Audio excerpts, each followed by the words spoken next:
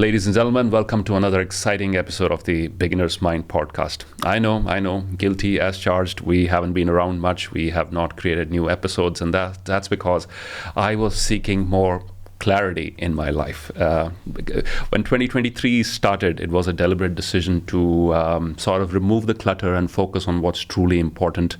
Not saying that podcasting wasn't truly important, but I had to change gears for a while, do a lot of housekeeping, a lot of decluttering, a lot of cleaning up and getting things back into order, which slowly are falling into place, and 2023 is almost coming to a close. So thank you for sticking around during this time. I hope you extracted all the value you could from the previous episodes, the audio recordings, etc. Today we have a very special guest with us, Shane Parrish, the author of this book called Clear Thinking, and that is going to be the subject of our discussion today with Shane. Clarity, which I believe is a big superpower in this era of AI, generative AI, overload of information. We have wars raging right now, so human beings definitely need more clarity about what do we truly want from our lives and from our existence, pretty much. So let me introduce Shane to you today before we welcome him into the show. Shane is the brain behind Farnam Street, the go-to blog for clear thinking enthusiasts. He's also known as the Wall Street's biggest influencer. Shane has taken the podcast world by storm with the Knowledge Project. Check out the videos on YouTube and the audio on podcast, which has amassed a whopping 35 million downloads. His weekly Brain Food newsletter, you'd love it, is a hit too, with nearly 500,000 people tuning in for their dose of wisdom. Shane has recently penned his insights into this fantastic book called Clear Thinking, turning ordinary moments into extraordinary results. So I hope the ordinary chit-chat that'll happen today will create something extraordinary into your life. This book is more than just a read. I feel it's a journey towards mastering the art of positioning yourselves for success. We'll discuss that as we begin sharpening your decision-making skills and really making the most out of every situation that we face in our lives. In a world buzzing with confusion, Shane introduces clarity, and I hope this conversation here today will introduce some clarity into your life. So let's get the ball rolling and dive into this enlightening discussion. You're welcome to the show, Shane. Oh, thanks for having me. I love how you said positioning yourself for success, because that's one of the key takeaways that I hope people take from the book, is how to play life on easy mode instead of hard mode. I know. I mean, I've done my research, and that was something that really, when I watched your videos, the whole positioning thing, it really stood out, because I think it's one of your quotes which goes something like this. It's not about who's most powerful, who's faster, who's stronger. It's about were you in the right place at the right time, and how did you position yourself at that point. Shane, let me begin by, since the subject is clarity, let me begin by asking you, are human beings born with a natural sense of clarity, like we are born with a natural sense of creativity, perhaps? Is this something that's hidden somewhere, or have we always been the confused species that we are today? I think we're always a bit confused. We're like a little squirrel chasing around whatever's moving. And to get clarity, we actually have to pause and take ourselves out of ourselves, if you will, and get a different perspective on the world. It sounds like you did that at the end of 2022, heading into 2023. You have to get out of your environment. You have to look at your life from a different perspective. And when you look at it from a different perspective, you get different insights into what you're missing, because it's hard for us to see fully any system that we're a part of. And I think that if we're just focused on our life, then we think what we see is all that there is to see. And so we chase all of these things that other people tell us to chase. We chase money, we chase power, we chase fame. And at the end of our life, do those things really matter? And it doesn't matter if you want these things and you go after them. The question is, are you consciously choosing what you go after and what you don't go after? Right. And most people I know, I don't know about you, but they have like 10, 15 priorities, and they feel busy, they feel stressed. And what tends to happen in those moments is you sacrifice your sleep, you sacrifice how healthy you're eating, you sacrifice your relationships with other people. And so it just gets worse and worse. And you put yourself in a position where you're playing on hard mode instead of easy mode. Absolutely. And that's a dangerous place to be. And now, in fact, when I started this year, I came up with this tagline, stress-free in 23.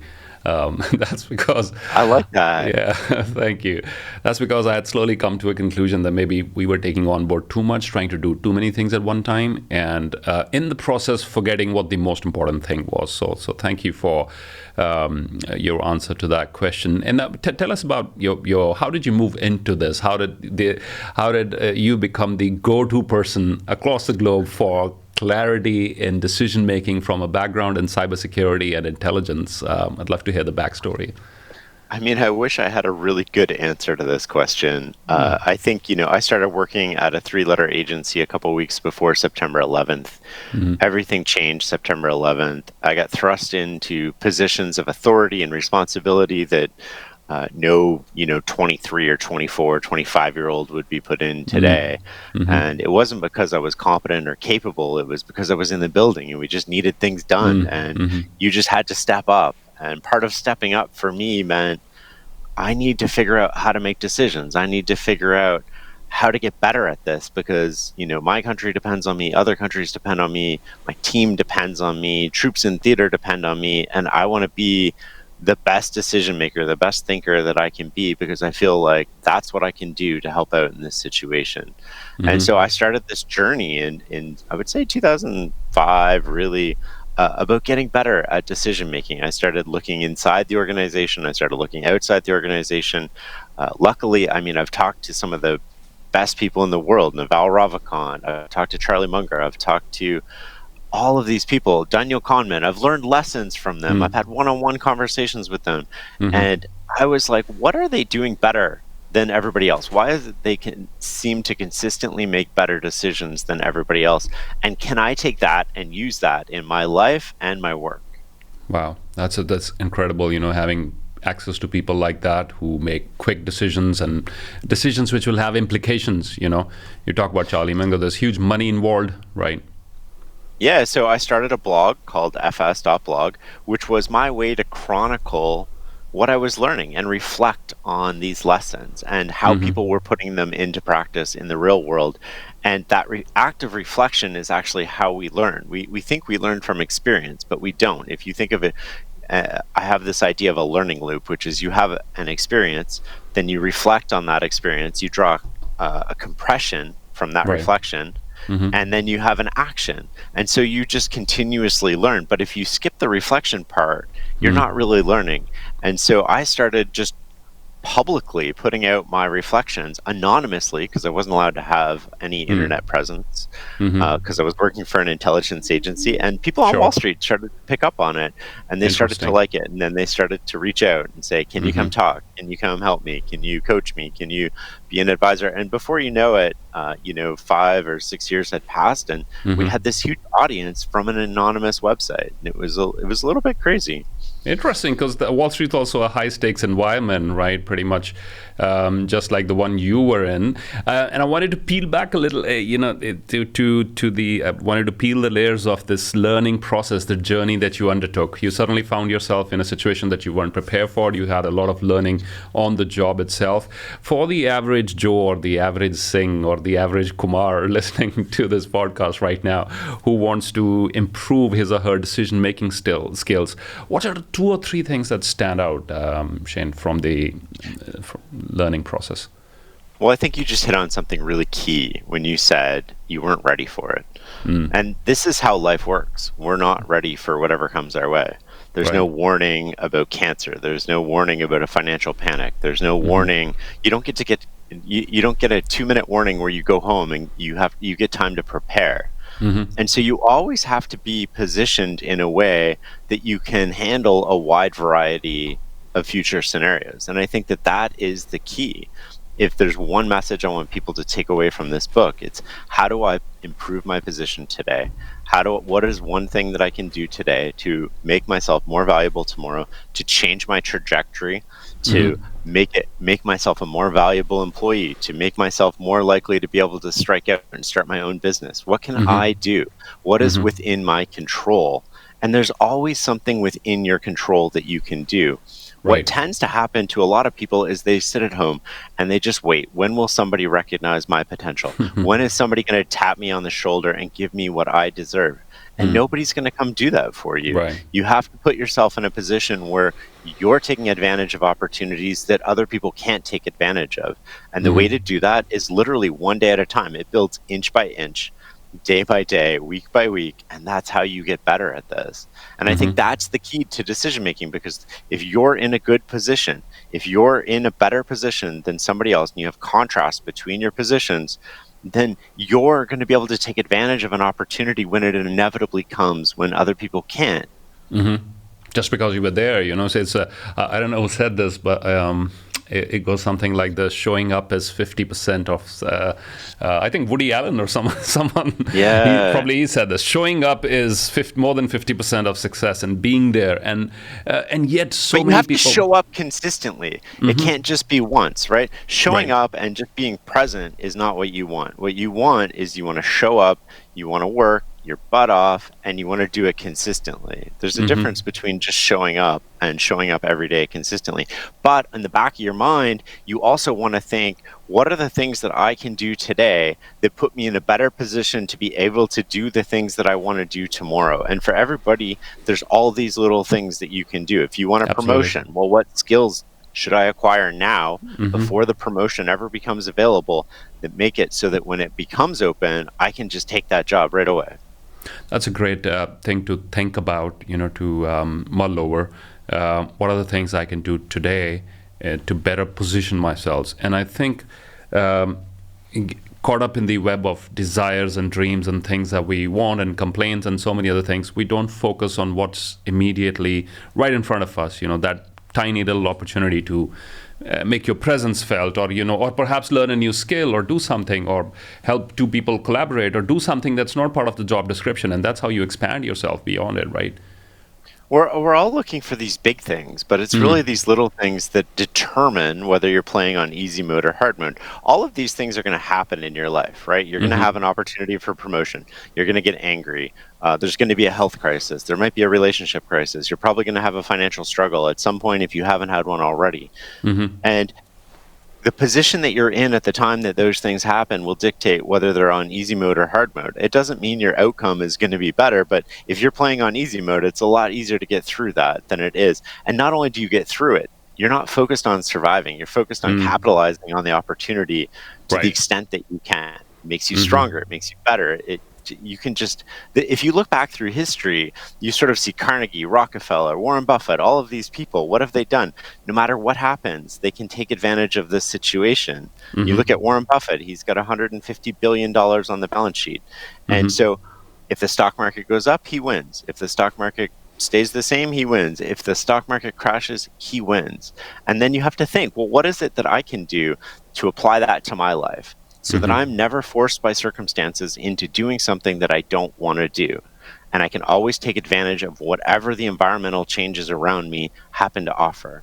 People are getting laid off. I'm so valuable, I don't get laid off. Promotions are coming up. I already have the skills for that job. I've been working on it for a year. And to the outside person, this seems like luck. How is it that this person's in a position to get this job? They're so lucky. Well, they're not lucky. They've worked at it every day for the last 6 months. Absolutely. And we don't see that because it's usually behind the scenes, right? And Exactly. It's these little day-to-day decisions, these ordinary moments that sort of dictate what happens. Indeed. Talk to us about the role of emotions in this entire process, and especially emotions overtaking the clarity process, the decision-making process, because we have wonderful models available, and human beings have had access to wisdom since the ancient Greeks and ancient folks in India and all those texts, and so much knowledge has always been around, and yet history is scattered with examples of people who made horrible decisions just because the emotional hold of that passion, the moment of passion, it took hold, and all common sense was shut down, and people made horrible decisions, including what's happening in the world right now, with all the suffering and all the damage that human beings are inflicting on each other. Please talk to us about the role of the emotional part of this process. It sounds like common sense, but I don't think I've ever seen somebody put it this way before, which is when your emotions are in charge of you, you're not thinking. There's no moment of clarity. If you're typing an angry email or you're scared, you're making decisions and you're less likely to think. So you're more likely to react without reasoning. So all these reasoning tools that we've been taught are useless in these moments because we don't think. I mean, it just happens that way, right? So what can we do to counterbalance this? So we're not making decisions out of fear. So we're not making emotional decisions. Well, if you look at common prevailing wisdom, it's catch yourself, right? All you need to do is catch yourself in these moments. And then all of a sudden, you won't feel angry. You won't do these things. And, to some extent, that works about 20% of the time. And you can feel it. I'm angry. I'm going to walk away from this situation. But more importantly, what you can do is build in automatic rules and safeguards and rituals that you can use. Because all you're really trying to do, you just need one little space, one little notch, one little breath. And that breath is enough between stimulus and response so that you're not reacting. And so an example of that is, you can create a rule for yourself or a ritual, if you will, which is, whenever anybody says anything, I'm going to take a breath before I respond. And in that breath, all you're doing is creating a gap between stimulus and response. And you're giving your brain enough time to catch up and be like, okay, I'm not going to say this thing that I was thinking I'm going to say. Now I'm going to say something else, right? Because I'm going to ask myself, what is the outcome I want? How do I associate my ego with the outcome? So outcome over ego. It's not about me. It's not about it's not about me. It's not about being right. It's not about asserting my dominance. But all of these traits are within us. We're animals, right? So we're self-preserving. We're hierarchical. We're territorial. So whenever anybody slights us, we get our backup. And what happens when we get our backup? We're not thinking. Our territory isn't physical like animals. We're not like a wolf walking around in a forest pissing on trees. And then when you get a warning when you come into this, our territory is how we see ourselves, our identity. So when you speak to something, if you're my partner, my colleague, my kids, my parents, when you tell me something that I don't believe about myself, when you tell me something I don't want to believe about myself, I am inclined biologically to respond without reasoning. So what we want to do is we want to create a gap. We want to create a pause. We want rules around these situations to handle this. You can have a rule, which is just like you let it go. My rule is I let all these comments go. You can have a rule or a ritual where it's like I always respond with a breath and then I say what I'm thinking. And all of these little things just circumvent the wiring in your brain to give you a little bit of a pause, a little bit of a space so your emotions are less in control. Now, how does positioning relate to this? Well, you're going to get emotional. You're going to get angry. You're going to experience fear. You're going to experience all of the emotions that everybody feels. That's not going to change. But if you've eaten healthy, if you slept well the night before, you're going to be in a better position to handle that, right? So it sounds so basic and it sounds so simple, but nobody's put this together yet, which is, hey, if you sleep, if you eat, if you invest in your relationships, if you do the basic things that you need to do, well, now you're playing on easy mode. It doesn't mean you're not going to get scared. It doesn't mean you're not going to get angry, but it's going to be a lot easier to handle and overcome and manage those emotions and those urges that tend to get people in trouble than it otherwise is. I love how you define it, the easy mode. It's like a vehicle in the overdrive mode and on the cruise mode. So tell us a little bit more about the easy mode. What sort of tendencies do we exhibit in it, and how we can be more in the easy mode rather than the, I'm going to take my gun out any moment mode that most people are these days, fueled by Red Bull and caffeine. Well, let me give you an example from my own life and my kids, right? So one of my sons came home with an exam and he got a pretty bad mark on it. And, I'm a pretty strict parent. I guess you could say I'm like an Indian parent. Like I'm very, you need to do well in school and you need to, you need homework and you need to work hard, and those are non-negotiables.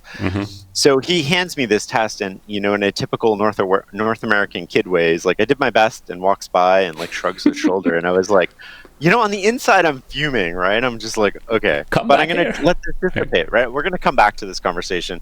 We're going to let the emotions cool a little bit for you and for me. And then we're going to talk about it. So I was like, later on that night, I came up to him and I was like, tell me what it means to do your best. I really want to know. What does it mean for you to do your best? And he's like, well, I sat down and at 10 a.m. when my exam started, I read all the questions and I looked at all the points and I allocated my time accordingly.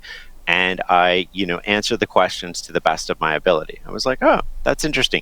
You think about decision making and doing your best the same way that adults think about it, which is at the moment of decision, at the moment that I was supposed to do something, I did my best in that moment. But I was like, pause for a second. Mm-hmm. I want to rewind 96 hours. Tell me about the 4 days before your exam. Mm-hmm. Did you study? No. Were you up late the night before your exam? Yes. Why were you up late? I was cramming because I hadn't studied all week. Mm. Did you sleep well? No, I didn't sleep well. Were you late in the morning and rushed? Yes, I was late and rushed. Did you get into a fight with your brother? Yes, I got into a fight. Why did you get into a fight? Because I was late in the morning. We were arguing over the bathroom time. And I'm like, okay, so you chose, all of these things are within your control. So you chose to play on hard mode. Mm-hmm. You didn't choose to play on easy mode. That doesn't mean the test wouldn't have kicked your butt. Mm. However, you chose to make it a lot harder than it had to Right. be. Mm-hmm. And we do this every day, right? And it's these simple, basic things: saving money, having financial security, going after, different skills that make us more widely employable or more valuable to the company that we're with, sleeping well, investing in our relationships with our partner. If you imagine a patch of grass between you and your partner, and if you don't invest in that, that grass dries out. But every time you invest in it, you water it. And what happens if there's a little spark? If that grass is dry, it starts to fire. Mm. And if the grass is wet, what happens when there's a spark? Nothing happens. Mm-hmm. And so, you have to do these basic things because they put you in a better position to play life on easy mode. It doesn't mean you're Right. not going to get angry. And, the thing that I use with my kids all the time is, especially when they're a little bickering, right? They don't Mm-hmm. know that they're bickering, and they're Mm. escalating, and they're slowly escalating. And we do this all the time with our partners, our spouses, people at Mm-hmm. work. We end up in these situations, and the 3 words I use with them is gas or water. Do you want to pour gasoline on this situation, or do you want to pour water on this situation? Mm-hmm. Mm-hmm. I'm not going to tell you what to pick. You need to tell you what to pick. But what I'm doing is tapping them on the shoulder in this moment. They don't realize they're making a decision. And this decision, this ordinary moment, this small, tiny moment, is going to have a lot of implications for them because, if it continues, you're going to get upset. Your brother's going to get upset. What's going to happen? Well, now you got to spend time repairing that relationship. Not only that, you're going to be upset all day. It's going to affect everything you do for the rest of the day. This little ordinary moment in the morning before school is going to change the experience you have in your entire day. You're going to be on hard mode. Right. Do you want to put oil? Do you want to put gas on this, or do you want to put water on this? That's a great way to describe it. The domino effect kicks in, and one thing leads to another, and you're probably going to end up saying or doing something that you are going to deeply regret later on. Then spend half the day repairing that, and some of those repairs will never happen. What you call the hard mode, I think I'd probably, from my observation and some of my writing recently, I'd call it the self-inflicted pain. I was in the hospital the other day. Just to a family member was not doing well, and I could hear folks in agony, right? And it just occurred to me in that moment that this is the real pain, and this is pain that these people did not ask for. They're being treated for it right now, but they didn't ask for it. And then it just as right at that moment, as an epiphany, it occurred to me that we are inflicting so much pain on ourselves that has not been given to us, but we are the cause of it. We are the participants of the in the matches, in the games, in these political games or whatever interpersonal games that happen. We participate in it, and we inflict ourselves with so much pain. And probably the pain that we have to go through, that there is no escaping, is probably 2, 3, 4, 5%, 10% worst case scenario, but 90% or a huge chunk of pain that we go through in our lives is self-inflicted through our own actions that we do without thinking, just what you mentioned, without pausing. I'm sorry to hear about your family member. It is my mom, Shane. She's in the hospital at the moment, but she's doing better today. She's been in the hospital for about 12 days now, and she's putting up a good fight. So we're looking forward to bringing her back home tomorrow. My thoughts are with you. Well, thank you. Okay, shall we? I wanted to to move on to the subject of age and maturity and decision making. Do we get better with age, or what's the? Does it have a positive correlation as the years roll by? Or? Not really. I mean, after a certain number of years, do you get better at driving? No, Mm-hmm. you sort of go on autopilot and you stop. To get better at decision making requires one of two things. It requires a constant environment with a lot of repetitions and Mm-hmm. rapid feedback, which most of us don't have. On our, we do if we're cooking. We can get better at cooking pretty easily. Mm-hmm. But when it comes to decision making, that's a different sort of set. Or it requires conscious effort on our part to get better at decision making. And so few Mm-hmm. of us want to put in that conscious effort to get better. And that conscious effort, to go back to what we talked about earlier with the learning loop, the conscious effort for decision making is reflection. So, how do I take these decisions that I've made and how do I reflect on them in a way that helps me compress what I've learned into something I can take away and put into use later? And I think that one way to do that is sort of, I call it in the book, make the invisible visible, which is Mm-hmm. just sort of write out what's going on in your head. You don't have to Uh-huh. show anybody. You can burn it after. It doesn't matter. Mm-hmm. But like Mm-hmm. write down the decision, write down the scenario. That's going to help you see clearly what's going on inside your head. And it's going to, because we think what's going on in our head makes sense. But when we start writing about it, one thing that's really interesting about writing down your thoughts and sharing them is that the act of writing is often reveals that we don't understand what we're thinking, what we're talking about. Not Mm-hmm. only that, it helps us understand what we're talking about. And more importantly, it gives us new ideas.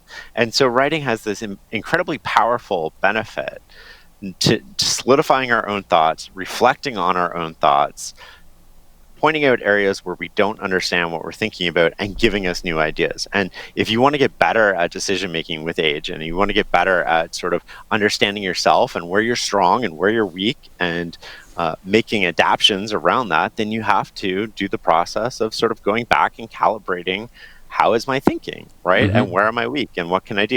You don't have to show that to anybody else. If you don't want to, you can just do it yourself. Absolutely. And what would you say to people who completely avoid decisions just because they find this whole process overwhelming, or they're afraid to make a decision, or they're afraid to make a wrong one? And I encounter this very frequently in corporate circles or elsewhere. The best strategy is avoidance until somebody else will take initiative and really go after that Yeah. thing. Yeah. So most times when I encounter people who are scared to take a decision, what Mm-hmm. they're really scared of is they don't have the confidence to get to the outcome. And Mm. what you need to do is reframe the decision around what's the next step. And so change what you're looking at to close the gap, because what's happening in those moments is the gap between where I am and where I want to be seems so large that I'm just going to stand here. And that comes in a couple ways. One, it comes in paralysis, so you don't actually make Mm. decisions. Two, it's endless amounts of research, so you convince yourself you're doing something when you're not doing something. Or Right. three, you start talking about it in a way that you've done it, but you haven't actually done it. And so these are all indications that you're looking at the end, you're looking at the outcome, and you're Mm-hmm. trying to close the gap between where you are and the outcome. Stop that. Like, that's just ridiculous. Focus on what's the next step that I can take. What is the next most tangible thing I can do to make myself progress towards this goal? I don't even know if I'm going to reach that goal. It doesn't matter. I call this next step confidence. You don't Mm-hmm. need the confidence to get to the end. You need the Right. confidence to take the next step. Absolutely. That's a great way to look at it. In a lot of these hallways and hotels and convention centers, you'll see it'll be dark because the lights are on this efficiency light saving mode. Moment you step forward, first line comes up. Step forward, next Exactly. one comes on, and it's motion sensors. Yeah, Action creates confidence. People it don't does. understand that. It does. You're not going to get confidence from reading or Uh research, huh. or you get confidence from doing things. But you don't Absolutely. have like. So I came up with this when I was with my son, and we were cliff jumping. So we're jumping off a cliff into the water. It's like 25 feet down, and Wow. He's looking at the bottom, and he's like, "I'm never going to make it." Right. And I'm like, "Whoa!" So this is like analogous to what we were just talking about. I was like, It no, is. you're thinking about this wrong. Think about the confidence to take one step off the ledge. That's Mm-hmm. the confidence you That's need. all you need. And then you'll figure, and fair enough, he does it, and within 10 seconds, he's like up and running around again, and we never have to have that conversation again. But what you really need is just the next step, confidence. You focus on that, and you'll be okay. And that's the power of momentum. I often talk about it. We in fact, I speak a lot on the subject of change, and we had created a new keynote on the subject of agility, in changing times, et cetera, et cetera. And theoretically, I'd put in a lot of effort making sure it's crisp and concise, 45 minutes, 60 minutes, personal examples, corporate examples, everything, to make all the right ingredients. And then I felt I need to go out and present it somewhere, so before I take it to a large corporate audience.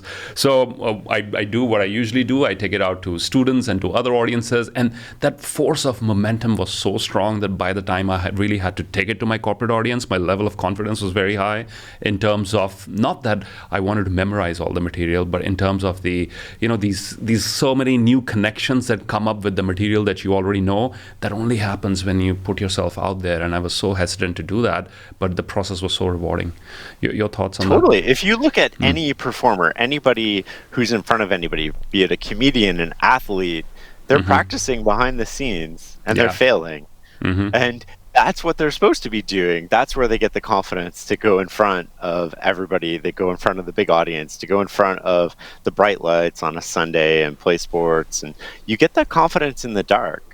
Yep, absolutely. And I think that answers the questions for so many people who leave their questions in the comments. I want to be a public speaker, influencer, YouTuber, etc. There you go, or a writer for that matter.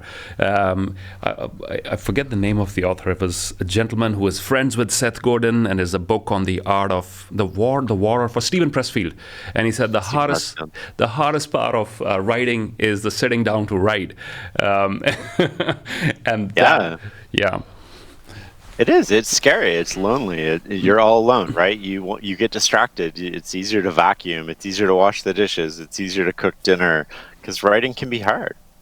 And if those thoughts of how people who buy the book or read that blog are going to perceive it, it's even harder, right? So it's about to shut down that self-conscious thing and just go for it.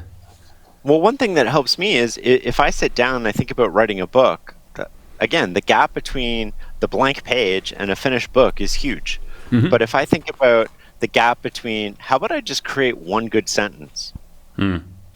Why do I have to write a book? I don't. I have to write one sentence. Okay, can I write another sentence? And now the gap is manageable. It's small. I can do it. I can accomplish it. I can see the feedback, and I can build the momentum.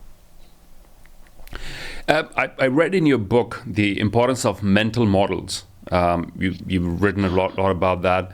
Are there, what role do they play in fostering clear thinking? Are there any specific mental models that you would like beginners, especially youngsters, to get familiar with, to get better at decision making? So mental models are just sort of representations of how something works in your head. And so we've created a series of books called The Great Mental Models, which is basically all the big ideas you would have learned in university and apply them to daily life. Okay. Where this becomes valuable is if you think of the source of all bad decisions is blind spots. And that's because we don't see a system for what it is. We see a system just because we're in a system. We think that all we see is what there is. So mental models allow us, if you will, to put on different glasses and see the situation, the circumstances, the problem through a different lens. And you could have a mental model, which is, I could adopt your persona and be like, what does my life look like from your perspective? Well, that's a mental model in a way. It's not the mental models we typically talk about. The ones that we talk about are thinking tools and sort of how do we use these big ideas to see situations, to see similarities between what we're seeing and what's happening. I think the big ideas for students, the ones that they can take away are, and then what? So second order thinking, we call it second order thinking, but the real question is, and then what? If I do this, and then what? And you can think of, something simple, like if I eat a chocolate bar today, that's not going to be a problem. But if I eat a chocolate bar every day, well, now I'm going to create a problem. And so you can often have these first order positive, second order negative things, which is first order positive, eat a chocolate bar, feel good. Second order negative, well, it leads to me being unhealthy. But you can also have first order negative, second order positive, which is if I go work out today, that might suck. I don't like working out, so some people might. But if I'm healthy and exercise today, then great. But that's really a negative. I don't want to do that. It takes up time. It takes away everything. But second order positive, I'm likely to be healthier as a result of that. First order negative, I don't want to eat a salad. But second order positive, eating a salad might be the best thing on the menu to make sure that I stay healthy and happy. And so you can think about these things in terms of, and then what? If I position myself for the next promotion, then what happens? Well, I'm more likely to get the job. And so it's all just about thinking through things. If I do this, then what position am I in? What does the world look like from that position? Right. That's a really valuable one. Another one is thought experiment.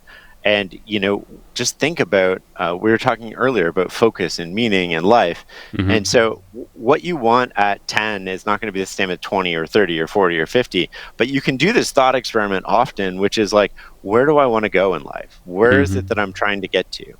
I want to be conscious about pursuing those goals, and I want to be focused on pursuing them. But the only way I can be focused on pursuing them is that if I know what matters to me, why it matters, and I go after it. Sure. Oh, that's a great way of putting yourself. You can think about inversion too, right? One more mental model. You can think about inversion, which is, how do I avoid certain outcomes? I don't know how to get the outcome, but I can avoid it. So I didn't grow up with my parents living in a happy marriage, but I know what a bad marriage looks like. And I don't want that. Right. So I can just pursue, what does it mean to be a bad partner? Okay, I won't be those things. And then if I eliminate all the bad things, only good things are going to happen. And Charlie Munger sort of sums this up in Tell Me Where I'm Going to Die So I Don't Go There. And that's inversion. Or Edison with his light bulb, trying all different metals, all different substances, and until he got to tungsten, to figure out what is that will eliminate and create a light bulb in the process. 10,000 ways of how this doesn't work. That's a great way to look at it. Two questions before we let you go. Two very important questions. One is around the education of young people. Is there something that can be introduced in schools and colleges across the world that can help more clarity, given that they now have access to smartphones and so many other things that they perhaps did not have a couple of years ago? So it's a very different world that these kids, a lot of more stimulation is available to them as compared to the previous generations. So is there something that a teacher or in that environment or a good trainer can do to help people have more clarity? Yeah, I think I would start teaching kids about positioning. And, we live in a world where you probably can't take the phones away at this point, and you can't do those things, but you can talk to them about how that impacts them and how that makes them play on easy mode or hard mode. And I think that there's a lot of things we could do differently in schools, including especially in North America. I don't know what the school system's like in India, but we could challenge kids more. We could have higher standards for what we expect out of them. I mean, teachers are doing their best, but we're not really helping them very much. Oh, we already have very high standards to the extent academically, Yeah. We in don't India. here, Yeah. right? So maybe it's some balance between these, but I think so. That's the sweet spot. That's what they need, is that the right mix of, and there's a new segment of schools and schooling coming up in India, which is completely going the opposite direction. In an effort to undo this or to balance it out, they're just completely going in the opposite direction. And even they are going to face challenges. As you rightly said, it's about finding the balance. But let's work backwards, right? So what's valuable in real life that we know as adults? Resourcefulness is valuable. Being able to figure things out on your own without instruction. Being self-motivated is valuable, right? So being competent, but you don't need to be the best in the world at sort of math or English or any of these things. And so being competent, and competent means I can figure it out, I can get by, I can hack something together. Being hardworking is really valuable in real life. And so how do we teach those things to kids and then add positioning to that? And I would sort of look at the curriculum that way, which is, you want to be positioned so that you have all of these skills. And if you have all of those skills and you're trustworthy and you have high integrity, well, you're going to be unstoppable. Like it doesn't matter what your grades were in school. Like, no, but you're going to be a force of nature in the workforce, because in the workforce, it's not about your grades. It's about contrast between you and everybody else. Right. And if you can create that contrast, you're going to get opportunities that nobody else gets. So it's the deliberate art of being conscious, aware, mindful of what you're doing. What are the implications of that thing going to be in a year, in a 2 years time, and to be mindful and to just take charge of it right now instead of waiting for the damage to happen later on, which is the life story of many people who don't have proper guidance or mentoring. Is that they end up making these huge mistakes. Many of them cannot be undone. Sometimes they spend decades together to undo some of those mistakes and reinvent themselves. They bounce back later on in their 40s or in their 30s. But imagine with the same people with the right. Mm-hmm. Yeah, we all make mistakes. I mean, if the narrative in your head, once you make a mistake, I make mistakes, you make mistakes, like mistakes are inevitable. But if that narrative starts beating you up, if that inner voice in your head starts putting you down and beating you up, well, that doesn't help anything. Mm-hmm. And if anything, it just makes you curl up into a shell. Right. We make mistakes. Change the song that's on repeat in your head. Not today. I'm not going to listen to this today. I'm going to listen to a new song today. And that new song is like, okay, I made a mistake. What's the next step? What's the next thing that I can do to put myself in a good position to get out of this? What's the next thing that I can do to take a step forward? What's the next thing? There's something in your control right now, no matter where you are in life, that you can move one step forward in a positive direction. Focus on that. Don't focus on the mistake. You want to learn from the mistake. Don't beat yourself up about it, though. That's what Carol Dweck at Stanford, she calls it the growth mindset thing. To not be attached to the negative outcome so personally. It's something that happens in the process of moving forward, right? Bad things happen, right? Setbacks happen. But to understand, Paulo Coelho, I think in one of his books he wrote that those who have never been defeated can say with pride that I've never lost a war, but they've never fought. For those who fought a battle, they would definitely have experienced defeat at some stage or the other. So true. Mm-hmm. It's been a great discussion, and since you've mentioned positioning a lot of times, and we got carried away on a lot of different things, all very valuable to the subject matter. Before we let you go today, help us with some tangible, maybe action steps, perhaps for our audience as we come to a close of this discussion, in terms for them to better position themselves, because there's a huge environment of fear out, with generative AI and layoffs and recession and wars happening right now. Huge amount of uncertainty. What can people do to position themselves more strongly? Well, one, you can do less, and that's going to position you more strongly because you're going to do better at the things that you're focused on, and you're going to have more opportunity if something comes your way to take it. If you're saying yes to bad opportunities, you're going to have no time for good opportunities. So one counterintuitive positioning way is to actually, what are the three things that I have to do, and how do I create space? And in that space, I can start developing myself. And so you can sell yourself the best hour of your day for development, whatever skill you need to acquire, whatever skill you want to acquire, you can focus on that. Right. And if some other opportunity comes along that's exceptional, well, now you already have the time to work on that opportunity. You can save money today if that's possible for you. You can sort of get some sleep. You can invest in your relationships. You can position yourself in all of these different ways by eating healthy. You can volunteer to work for somebody who's got really high standards, who's exacting, who's detail-oriented. You can work for a master, if you will, and learn from them. There's a million things that you can do today that will position you better for the future. I'm reminded of this quote by Seneca. I think he said, good luck is when preparation meets opportunities. 100%. Yeah, we don't control opportunities, we control preparation. So I think the message is loud and clear, ladies and gentlemen who've stayed with us through this entire conversation. Prepare for an uncertain tomorrow. And I think that's the true spirit of leadership as well, to be able to look forward to something brighter, bolder, bigger, even if you're in the middle of uncertainty and turmoil right now. Yeah, that's a good way to sum it up. Well, you're not going to control what happens with the future. Stop trying to predict the future and start trying to position yourself for multiple possible futures. Grab this moment right here. And what you mentioned about taking a few deep breaths, I always encourage. I would encourage our audience even right now to just take a deep breath in, inhale, and just hold your breath for a few seconds, and a long exhale. And as you feel your body and mind begins to settle down, you will hear these words, you will hear this conversation at an entirely different level.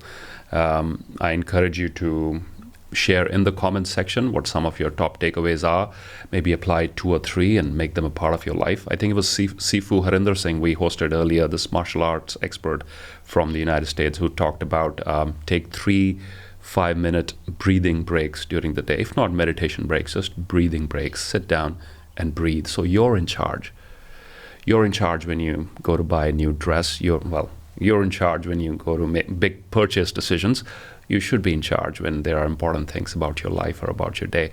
Mr. Shane Parrish, it's been an absolute pleasure. Thank you so much for sparing your valuable time. Thanks for having me. Thank you.